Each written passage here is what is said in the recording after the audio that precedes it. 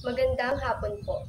Kami po ang pangkat-11 at ako po si Jewel B. Grate kasama ang mga miyembro ko na sina. Ako po si Carla Jane Casapaw.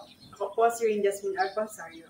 At narito po kami upang ipresenta ang una hanggang ika-5 kabanata ng aming pananaliksik na pinamagatang relasyon ng pagpapagaling ng inner child sa personal na pagpapaunlad ng mga estudyante mula sa unang antas ng Bachelor of Arts in Psychology sa Mindoro State University, Calapan Campus. Sisimulan po namin ito sa panimula. Ang bawat individual, partikular ang mga estudyante, ay dumaan sa pagkabata at hindi makakailang may kanya-kanyang karanasan ang bawat individual. Ang mga naranasan ng mga bata ay hindi lamang alaala na maaaring mabura o makalimutan, bagkos ito ay nagsisilbing pundasyon upang makita kung paano nahubog ng sariling karanasan at panahon ang isang bata. Maaaring mapatatag ng kabataan ng isang tao ang kanyang pagkatao sa susunod pang mga taon, sapagkat magsisilbing inspirasyon at motibasyon ang kanyang mga karanasan. Ang isang individual din ang mahihirapan kung ang inner child nila o karanasan mula sa nakaraan ay hindi pa rin nila napagtatanto sapagkat nagkakaroon sila ng problema sa iba't ibang parte sa kanilang emosyonal at psikolohikal na lagay. Kung ang isang estudyante ay patuloy na nakararanas ng emosyonal na sugat mula sa pagkabata, maaaring maging hadlang ito sa kanyang pagkatuto, pagbuo ng tiwala sa sarili, at kakayahang harapin ang mga hamon sa personal na buhay. Global Perspectives Paglunas ng Inner Child, Sweden. Dapat na harapin at kilalanin ng isang tao ang trauma mula sa pagkabata. Local Perspectives Paglunas ng Inner Child, Sultan Kudarat. Ang inner child ay bahagi ng tao na nabuo dahil sa karanasan na mayroong epekto sa buhay ng isang tao.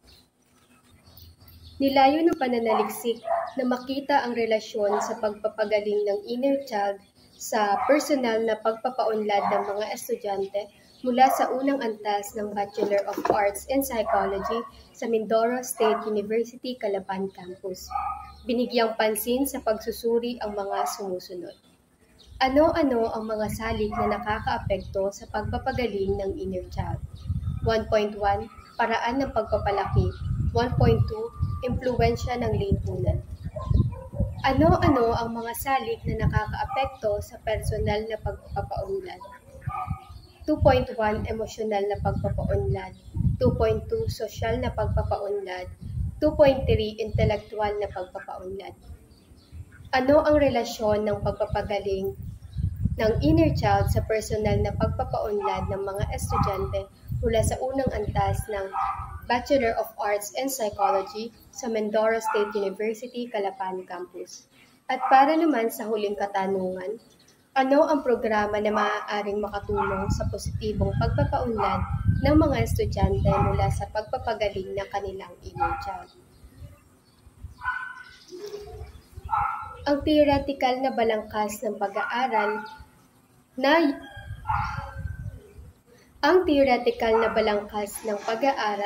na ito ay nakabase sa teoryang cognitive development ni Piaget 1930 at archetype na teorya ni Carl Jung 1950. Ang theoretical na balangkas ay nakabase sa teoryang cognitive development ni Piaget 1930 na kung saan iuugnay ito sa inner child at kung ano ang nais ng mga individual na maging sa hinaharap sa pamamagitan ng pagtampok kung paano hinuhubog ng maagang karanasan ang pag-iisip, pag-unawa sa sarili, at mga adhikain. Sa archetype na teorya naman ni Carl Jung, noong 1950, kumakatawan sa kawalang kaalaman, pagtataka, at mga unang karanasan na humuhubog sa emosyonal na lagay ng isang individual. Ang tao ay may kanya-kanyang karanasan na kung saan maaaring maganda sa iba at ang iba naman ay iyong mga karanasan na hindi nanaisin ng ibang taong nakapaligid sa kanya. Kahalagahan ng pag-aaral. Estudyante. Ang pag-aaral na ito ay makatutulong sa kanila upang malaman nila ang epekto ng kanilang mga karanasan noong kabataan nila sa kung sino at ano sila sa kasulukuyan. Ang pag-uunlad at bibigyang pansin ng pag-aaral na ito ang kanilang inner child. Magulang. Ang pag-aaral na ito ay makatutulong sa kanila upang mas maunawaan ang kalagayan ng kanilang mga anak pagdating sa mga bagay na ginagawa at gusto nila kung saan sa mga bagay na iyon sila nakakakuha ng kasiyahan at pagkakontento. Guro. Ang pag-aaral na ito ay makatutulong sa mga guro upang mas maging malalim ang kanilang pag-unawa sa kanilang mga estudyante pagdating sa mga nais at mga hangarin ng mga ito. Mananaliksik sa hinaharap. Ang pag-aaral na ito ay makatutulong sa kanila upang maging referensya sa gagawin nilang pag-aaral sa hinaharap. Makikita sa unang figura ang konseptual na balangkas na naglalarawan ng relasyon ng independent at dependent na variable ng pananaliksik. Ang independent variable ng pag-aaral ay ang inner child ng mga estudyante. Ang antas ng inner child sa aspeto ng mga paraan ng pagpapalaki at impluwensya ng lipunan. Sa huling bahagi naman ay ang dependent variable na personal na pagpapaunlad ng mga estudyante. Ang personal na pag-unlad ay maaaring masuri sa tatlong pangunahing aspeto: emosyonal, sosyal, at intelektual na pagpapaunlad. Kahulugan ng pag-aaral. Inner child. Parte ng isang tao na kung saan maaaring nakaranas ng masaya o malungkot. Pagpapagaling, pagsasaayos at pagtatama ng nakaraan at naiwang sugat mula sa pagkabata. Pagpapaunlad, ang patuloy na proseso ng pagbabago at pagpapabuti sa sarili, kabilang ang emosyonal at psikolohikal na paglago. Disenyo ng pag-aaral. Ang pag-aaral na ito ay gagamit ng korelasyonal na pananaliksik. Ang pananaliksik na ito ay ginamit ang korelasyonal sapagkat ito ay isang uri ng disenyo ng pananaliksik na tumitingin sa mga relasyon sa pagitan ng dalawa o higit pang mga variable. Ayon kay Cherry K. 2023, ang mga korelasyonal na pag-aaral ay hindi pang eksperimento na nangangahulugan ng pag-eeksperimento ay hindi minamanipula o kinokontrol ang alinman sa mga variable. Mga respondente ng pag-aaral. Ang pag-aaral na ito ay nilahukan ng mga mag-aaral mula sa unang antas ng Bachelor of Arts in Psychology sa Mindoro State University. Ang mga kalahok ay napili sa pamamagitan ng 5 random sampling upang matiyak ang patas at walang kinikilingang representasyon ng mga respondente. Talaan A. Distribusyon ng mga respondente ng pag-aaral. May total sample size ng 127, 32 na estudyante mula sa section ng 1G1, 1G3 at 1G4. Samantalang 31 na estudyante naman mula sa 1G2. Teknik sa pagpili ng sample. Ang mga mananaliksik ay napagdesisyon ng gamitin ang simple random sampling, sapagkat sa pamamagitan nito ay mabilis na makakakuha ang mga mananaliksik ng mga sasagot sa kanilang survey. Ayon kay Noor et al. 2022, ipinapalagay na ang simple random sampling ay mas mahusay para sa mga populasyon na pare-pareho at pantay na pinili. Sa pamamaraang ito, ng pagpili, lahat ng tao ay may pantay na pagkakataon na makilahok sa pag-aaral, kung saan ang proseso ng pagpili ay ganap na nakabatay sa swerte. Instrumento ng pag-aaral. Gagamit ang mga mananaliksik ng survey questionnaire upang makita ang relasyon ng pagpapagaling ng inner child sa personal na pagpapaunlad ng mga estudyante mula sa unang antas ng Bachelor of Arts in Psychology sa Mindoro State University, Calapan Campus. Ang mga katanungan sa survey questionnaire ay nakaugat sa mga variable. Ito ay mayroong 5 bahagi na may 10 katanungan bawat isa. Ethical na konsiderasyon. Pagbibigay ng impormasyon, pagsang-ayong ng kalahok, pagsasagawa ng survey, pagtitiyak ng konfidensyalidad. Pagsusuri ng datos. Ang pag-aaral na ito ay dumaan sa masinsinang pagsusuri, kabilang na ang paggamit ng Pearson's Correlation Coefficient upang masuri ang relasyon ng mga nakasaad na variable. Ginamit din ang p-value method para alamin ang antas ng kabuluhan ng relasyon na ito.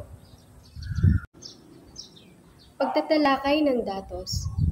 Ginamit ang deskriptibong istatistika tulad ng talahanayan, mean, porsyento, at ranggo upang ilarawan ang mga variable ng pag-aaral at upang subukin ang ugnayan sa pagitan ng mga independent variable at dependent variable.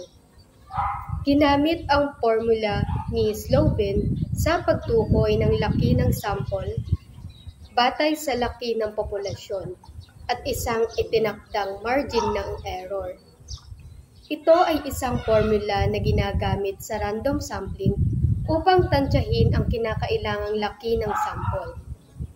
Ginamit ang Pearson's product moment correlation coefficient upang suriin ang pagiging maaasahan ng instrumento sa pananaliksik, kung saan ang letter R ay ibig sabihin ng Pearson's product moment correlation coefficient, ang N bilang ng mga respondente, X bilang kabuuan ng mga score sa pagsusuri ng X, Y kabuuan ng mga score sa pagsusuri ng Y, XY kabuuan ng produkto ng X at Y, X squared kabuuan ng mga squared ng score ng X, at Y squared kabuuan ng squared na letter Y. Narito naman ang kinalabasan ng pag-aaral ng talaan C tungkol sa paraan ng pagpapalaki. Nakakuha ng may pinakamataas na mean score na 3.44 at verbal na interpretasyong katanggap-tanggap ang paksang ang pagpapaintindi ng mga magulang sa kanilang anak ng mga kaugaliang dapat isagawa hanggang sa paglaki. Samantala, nakakuha naman ng pantay na mean score ang pangatlong item at ikalimang item ay parehong nagtamo ng mean score na 3.31 at may verbal na interpretasyong katanggap-tanggap. Gayon din ang pang-apat na item at pang-anim na item na parehong may mean score na 3.22 na may verbal na interpretasyong katamtamang katanggap-tanggap. Ang pagkakapareho ng mean scores ay nagpapahiwatig na ang mga kalahok ay may pantay na karanasan o pananaw hinggil sa dalawang magkaibang aspeto ng pagpapalaki. Panghuli, nakatanggap naman ng pinakamababang ranggo ang pangalawang item na nagtamo ng pinakamababang mean score na 3.6 na may verbal na interpretasyong katamtamang katanggap-tanggap, at ito ay may kinalaman sa pagbibigay ng nararapat na payo ng mga magulang sa kanilang anak habang ito ay lumalaki. Talaan B. Sa pag-aaral na isinagawa, nakakuha ng may pinakamataas na mean score na 3.56 at verbal na interpretasyong katanggap-tanggap ang item tungkol sa pagkakaroon ng malaking impluwensya ng kaibigan at magulang ng isang bata sa paghihikayat nito sa kanya sa pagsali sa mga patimpalak upang mas lalong mapataas ang kumpiyansa sa sarili.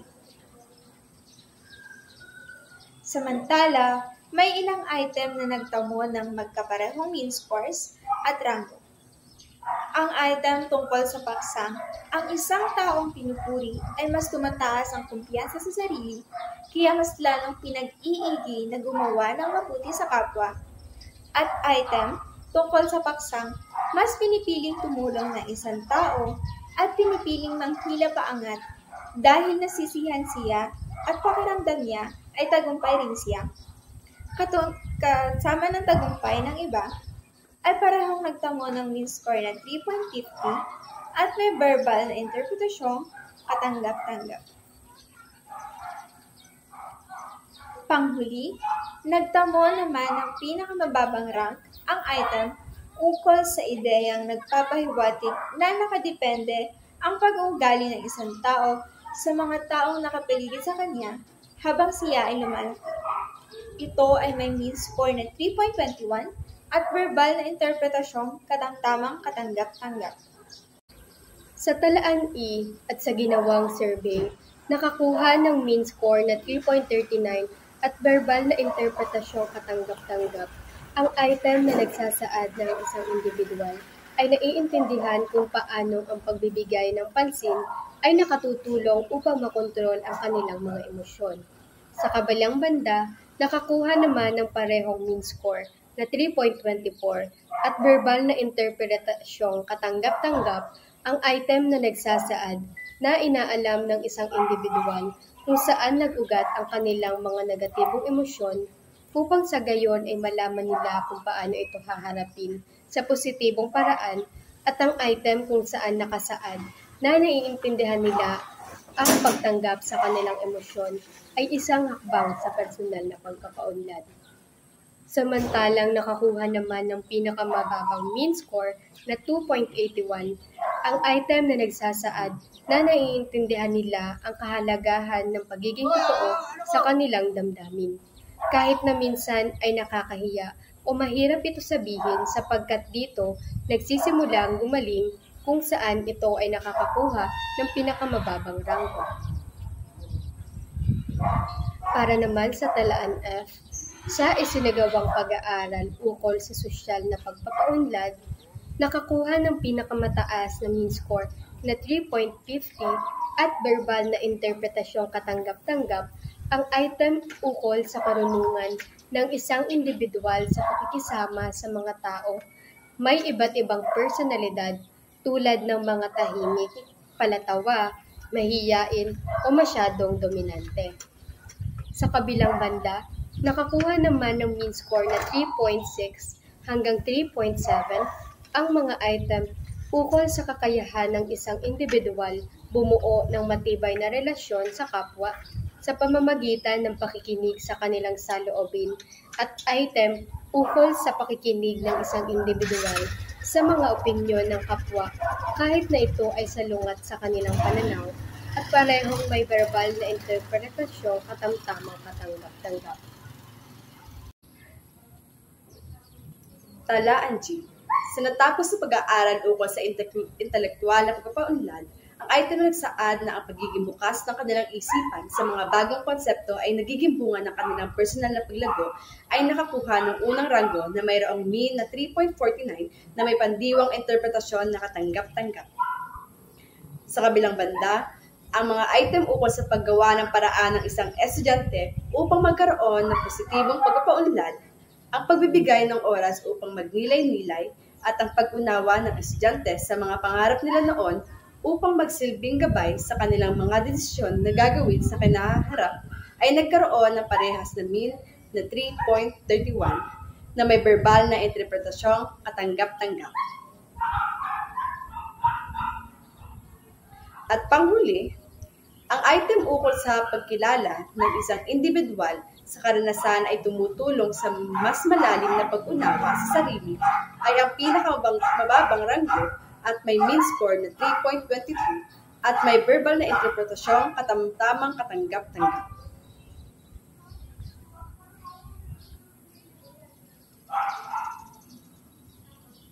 Talaan H.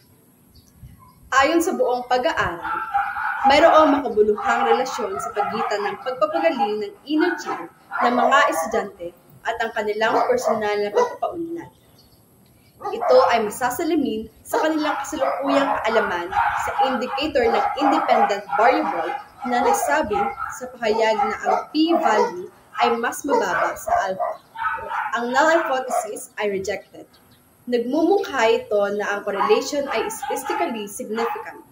Nagbigay ito ng malakas na ebidensya na ang relasyon sa pagitan ng mga variable ay malamang na hindi dahil sa random na pagkakataon. Para sa konklusyon, ang mga respondente ay mayroong mahusay na pagtanggap sa pagpapagaling ng kanilang inner child sa salik ng paraan ng pagpapalaki at impluwensya ng lipunan. Ikalawa, base sa naging resulta, ang mga respondente ay bukas ang isipan pagdating sa pagpapaunlad ng kanilang emosyonal, sosyal, at intelektual na aspeto. Ikatlo, ipinapakita ng pagsusuri na may positibong ugnayan ang pagpapagaling ng inner child at ang personal na pagpapaunlad ng mga estudyante mula sa unang antas ng Bachelor of Arts in Psychology sa Mindoro State University, Calapan. Muli po, kami ang pangkat-11 at dito na po nagtatapos ang aming presentasyon. Maraming salamat po.